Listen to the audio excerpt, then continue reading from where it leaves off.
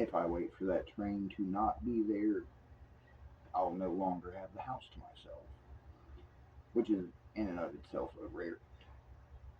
I think at least part of that is a spectrum thing. Like I hate the thought of being overheard, like people hearing one side of the which I mean I'm talking to myself. But when I was a kid, even like in high school, I was known for hanging out in my closet so I could be on the phone and no one hear me. Uh, insert joke there. It's whatever.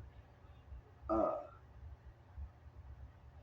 but no, and I think I'll title this, like maybe the real unobtainium is the friends we make along the way. Because like I said, I'm doing this because like where I live and stuff, I have no like close friends or anything. Like I have no peer group whatsoever. Like the handful of people I know from around here that play music at all uh, are all strung out. Most of them don't even really play anymore. Uh, and I never knew a ton of people up here anyway. Not really.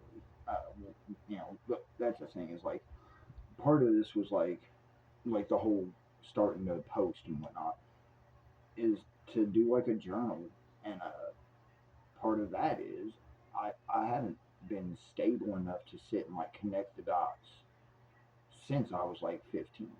I've just been one thing after another reacting, uh, and it's a lot.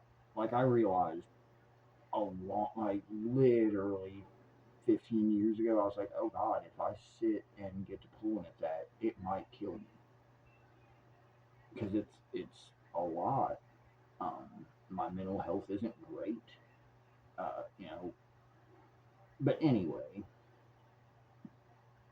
as far as on a brighter note, because a lot of it's gonna be pretty heavy. There's some like I, it's a lot. But like I said, I ordered the Joyo power supply slash battery bank thing for the pedal board, and they sent two, and it really like I can make it work. I'm gonna use one of them for time being at least. I don't really need it because it's not like I'm playing out or anything. This is all just for fun. That's the thing. I've been in comment sections like kind of, and I need to make more videos of me actually giving some sound samples because I'm surprised how well it's captured what it's like in the room already. And I didn't think I would be able. I'm not using an interface. I'm intentionally trying to figure out like workarounds and this and that. And just again, I don't know what I need. I'm sure I'll be running into that the whole time I'm doing this. That's part of what I'm documenting. Is like if you want to do this, I can probably save you some money just by watching my mistakes. You know, uh, the power supply thing I didn't even think about because I've never really been a pedal player. I never expected to have a pedal board really at all. And so much stuff now is fairly universal. I didn't think about like whether this was intended to be top mounted or bottom. The fact that it's got graphics on top probably means it's meant to be on top here, which is, excuse me, to me, I'm very surprised at that because most people would look at it, I feel like, as real estate, which honestly, the Sonicake wah pedal that I'm looking at, I think has just about this same footprint because it's like a little mini. It's not. Uh, it's bigger than a mini crybaby, but it's not anywhere the size of a full crybaby. And I'm like, I feel like it could go dead on top of this thing over in the like very bottom left corner of my board. Like, I don't know. I'm reckless. It's a thought. As is, I'm gonna mount it like on the side, really the back. Uh, Even that, the way I have it in my head, it seems like I could mount it either way to where the outputs are on top or bottom. It doesn't really seem to matter. Uh, Actually, yeah, I bet it does because they're not right angle on both sides. If they were, it wouldn't matter. Uh, and even that, like, this is basically just going to be to streamline. If I ever play out, I'll just not worry about power for the board. This will just make it battery operated. That's really all it's ever going to be. I still haven't replaced the actual bank for the board because I'm still running off of one spot. It's, you know,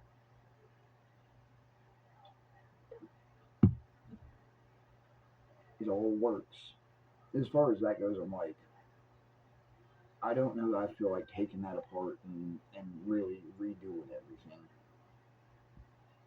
The boards themselves, and I've got like a weird mix of like oddly sized and this and that. Now that I'm this into it, I didn't plan on getting this into it. Now that I'm this into it, I think I'm gonna probably be getting some more like mid-priced, not such like nothing against some of these mini pedals are amazing. That fifth dimension is awesome. I wish I had more faith in switching from one setting to another on it. Not that I'd do it on the fly or anything, but I feel like every time you do that, you're taking life off that thing. It just does not feel reliably. It's not super clicky, and it's got like 11 different settings, so like that worries me a little. Uh, but yeah, some of these little mini pedals are amazing. Uh, Build quality and everything. I'm really thinking about like all things considered, get a small board, an array of mini pedals to do what I want, and that be my to go, and then like the big board be the like for dicking around at home, like because I'm liable to end up with a knife drop. Like I've got an octave fuzz and a fuzz that's real, honestly, that supreme on a gamey actual tube amp because I hadn't got to do that. Uh, was surprisingly like probably did the octave thing at least as good, if not better, than the Coyote.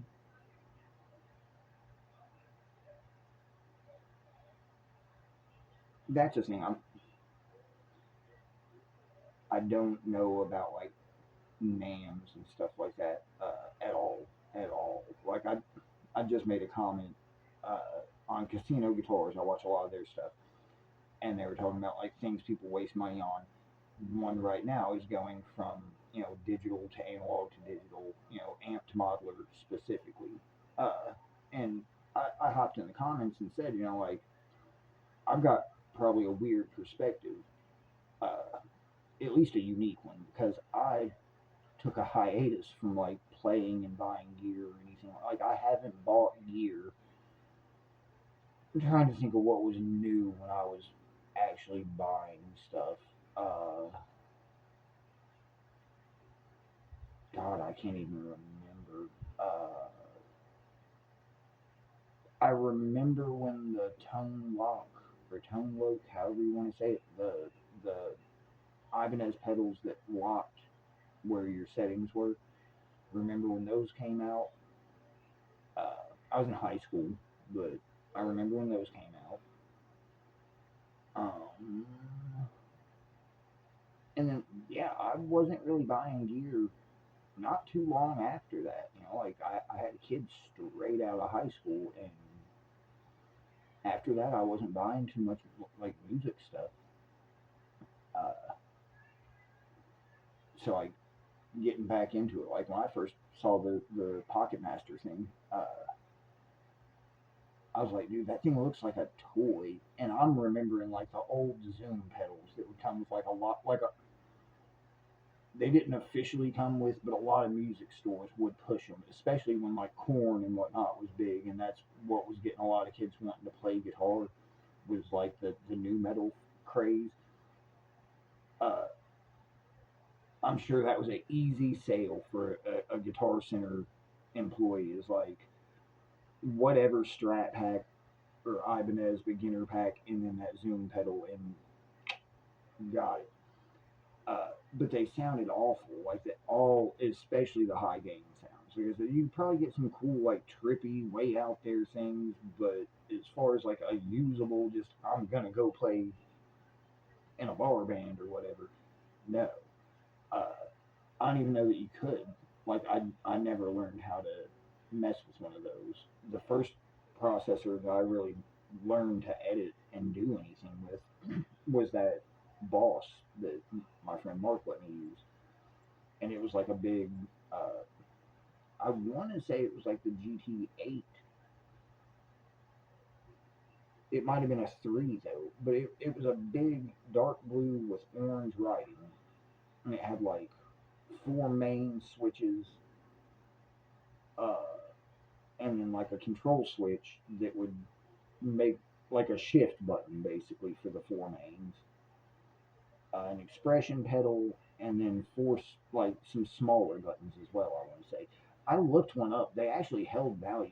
They're still like a $300 unit, and I know because the one that I borrowed from Mark, he didn't have any of the like paperwork for, of course. Uh, I had to just kind of get in there and figure it out. Uh, when I was looking at them a few months back, just out of curiosity, I noticed that was a huge difference, like a literal $150 difference in the price was like whether or not it had the operation manual. And I mean, I assume you can look most of that stuff up, but I guess apparently not all of it, maybe? I don't know, but it definitely seemed like, well, even if you can look it up, I would still prefer for something like that being able to flip pages and so yeah, I could see it being a difference in value. It's like, no, I still have the operation manual. Uh, but that's my point of reference. And at the time, I think that was about $1,000 unit in early 2000s. Thousand, like when $1,000 would get you a half stack. Like that pedal was can like equal to a half stack in value. Like if you had something like that, you were not just screwing around after work like I'm doing right now. Like it's ridiculous to me from like the thought that I have the level of rig I have for casual hobbyist is insane. Uh, it's just a weird. I'm like probably gonna catch some hate for this, but I pre-ordered one of the Squire baritones. I almost got the Fender, uh, and still made. Like I I have a whole thing about like I if I'm gonna order another guitar, if I get another guitar or whatever, it has to have like it does a thing that the one I have. Like I can justify having another guitar to keep in a different tune if I play that much. Like I don't really. I don't know if I'll have anything like I don't see me ever bothering to keep something half a step down. Uh, Half step down just flat annoys me. Just to be honest about it, it just annoys me. Feel like you're doing it to be difficult at that point. It's called standard for a reason. Uh, but no, like the baritone, it's a baritone. Really thinking about getting an electric 12 just to complete the oddball set. Well, it wouldn't be, have to get the electric 6. But yeah, I'm really thinking about getting the electric 12 because then I'd have a set of oddball offsets. And I mean, that would make me very. That's the thing, guys. Like, because I thought about this too. Like, I was like, oh, I'm gonna catch. Well, it's not like anybody's watching this, but if I had an audience or whatever, probably gonna catch some hell over the. We're supposed to boycott Fender, guys. They've never made a dime off me, not on a pick. Uh, so it is what it is. Also, I spent so much time just not even existing as far as society was concerned that like I feel like I have a little bit of credit in terms of I boycotted everything for about a decade. Meh. I'm gonna do what makes me happy these days. To quote one of my dearest friends, uh, I ain't gonna sit in the rain for no one. I'm gonna find my sunshine. Uh,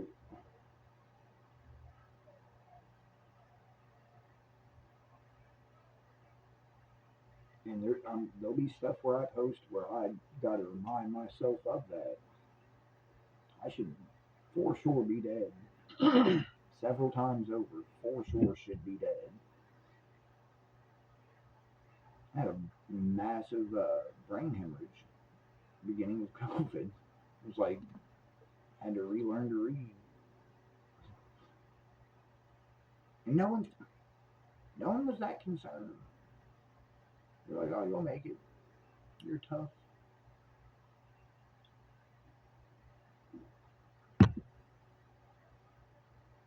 when I go for a bike ride, I just wanted to get this out while I was thinking about it.